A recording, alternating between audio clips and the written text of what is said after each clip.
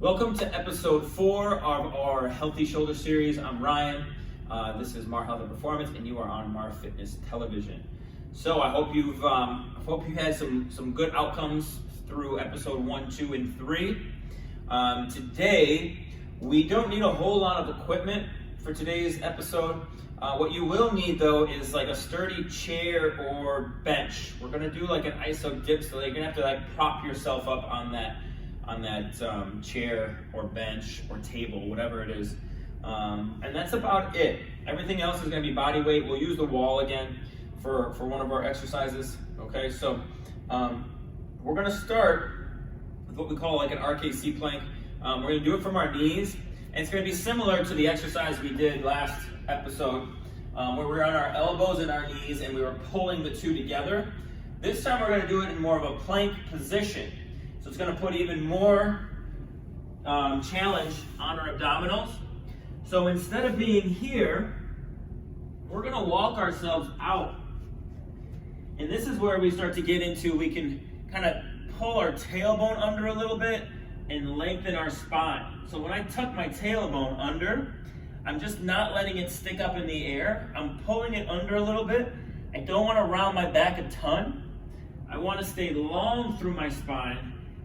Tuck my tailbone, and you can start just there, getting used to that. That's going to give my abdominals, my obliques, a better chance to work.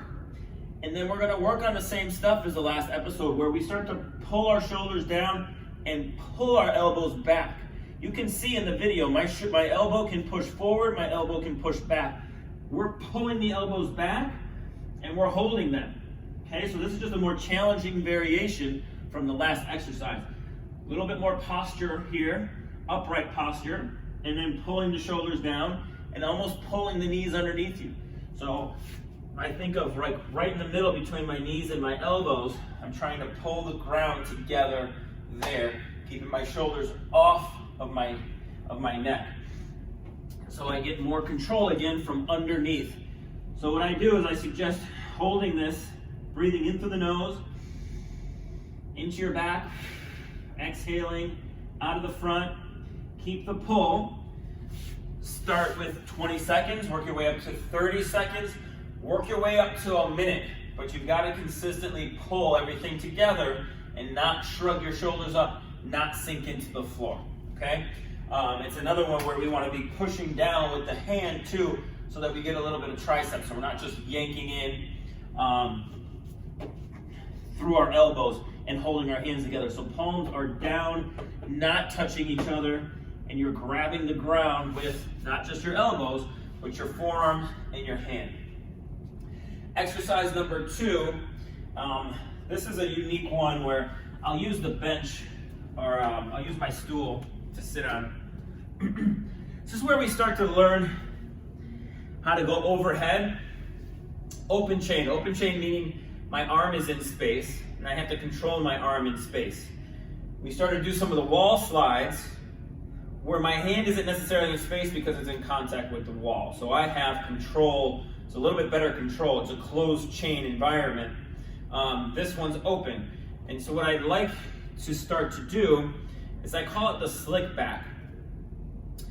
We as humans have the ability to go overhead without having to go internal rotation and shoulder elevation. What we want is shoulders to stay fairly neutral here, and we get some external rotation, which kind of drives the shoulder blade to push our arm up. And we're gonna practice that by doing a slick back exercise, where we're coming in like we're gonna slick our hair back, but I don't want you to touch your head. I want you to pass the head and try to drive it back like you're gonna touch the back of your shoulder. You see how my arm starts to go up, okay? People that have a hard time raising their arm tend to elevate their shoulder and fall into this internal rotation, and they don't actually get overhead so much as they just lift their arm out of the way.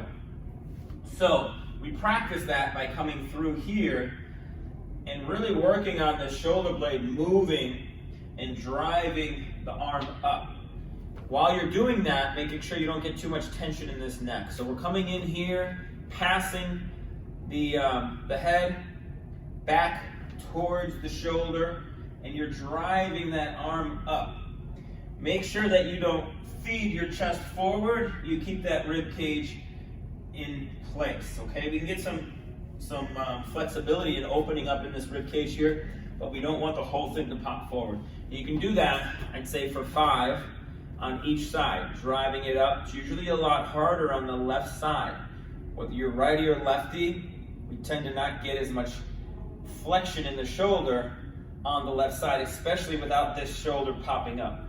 So you might want to double down on that left and start with the left, do 5 to 7 reps, end with the right.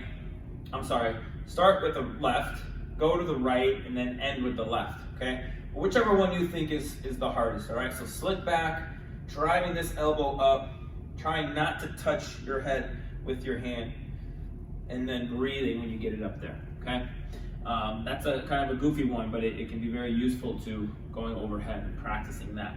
The next exercise is where we'll use our bench again, and it's just gonna be like an isometric dip position. This is where I start to teach people how to load the arms, but keep them behind you. We did a little bit of this in episode 1. We were talking about bringing the shoulders back without the chest popping forward. This is where you're gonna have to do it from a loaded position. So what I have is find my rib position, like I was doing my dead bugs. I wanna have control over my lower rib cage with my abdominals. I wanna reach behind me by bringing my shoulders back, and then I wanna find my triceps in the back of my arms, and I'm gonna just pop my butt off of the chair.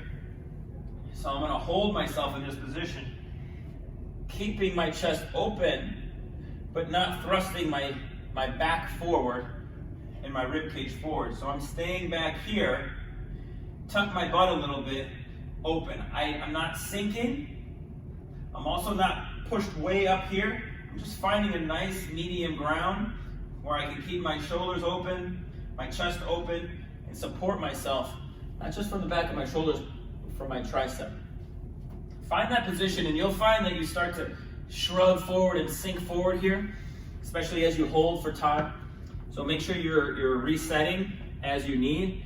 You might want to start with 5 seconds, work your way up to 10, 20, 30 seconds, and then up to a couple sets of 30 seconds, okay? And then moving on, we're gonna go to the wall, and similar position as we've done a combination of the wall and the floor. What you'll do is you're gonna bring your elbows just in front of your shoulders. You're gonna be palms down like we were doing our plank earlier. And what you'll do is you'll have your feet together. You're gonna tuck your butt just like you were doing on the wall or on the floor with the first plank. And here I want you guys to sink. Tuck your butt, and you're just gonna sink your knees forward. As you sink your knees forward, you can see my elbows start to go up above my shoulders. I need to keep my elbows and my hands on the wall. So I'm back here, not falling into the wall. I'm back, tucking my butt, bending my knees. My knees are moving towards the wall. My heels stay down, and then I'm gonna breathe. Breathing into my back and breathing out of the front. And then I can come back up. If this starts to get a little bit too challenging for the legs, we can split the legs out. Same thing, we can tuck our butt and we can slowly come down, keeping yourself away from the floor. Hold here, breathe, and back up. So what we're doing is we're forcing that arm up, we're forcing the shoulder blade forward, and then we have to use our abdominals to keep us back so that when we go down, we don't fall into the wall, staying away from the wall. So I want my nose to stay away from the wall. I want my sternum to stay away from the wall. Tucking my butt, slowly sinking down, breathing, coming back up. And I would do a set of 5 to 10 of those, okay? And then the last exercise is we're gonna go from a push-up position to a downward dog. So we're getting a little bit heavier on the hands now. Of course, we got to do these, or any exercise, it needs to be pain-free. I like to stay away from discomfort in general. Discomfort is information, and that information is usually like your body doesn't like it. There's something going on there. So let's make sure we're always pain-free and always not completely uncomfortable, okay, when we're doing these exercises. So I would get into a push-up position here. I'm gonna let my knees bend a little bit, and then I'm going to push myself back. When I go to push myself back, what I wanna see is your head staying on this side of your arm. So if I look over, I can see you, you can see me. What I don't want is I don't want you to push so far back here where your head pops underneath.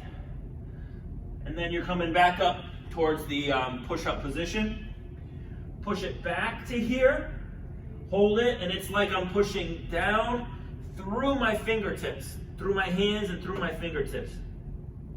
So if I was on like a bed of clay and I was in this position, I want to be able to see my entire hand and finger print. I'm going to have more weight in the ball of my, or the heel of my hand, but I want weight in the whole thing. Hands as spread out as possible. Push-up position, push it back, stopping right here. My back's rounded a little bit, and then forward. Push it back, and forward. And start with a set of 5 and work your way up to a set of 10. You can do 2 sets of 10 of those, okay? And then that's your episode 4. Work on these. Again, comments, any questions. We're gonna have to probably troubleshoot a lot of stuff here because the shoulders are a very complicated joint or area of the body. And each person has a tendency to have very individualized needs, okay, and individualized tendencies that we have to work from. So that being said, hopefully you're getting some good results out of these, and we'll see you in episode 5.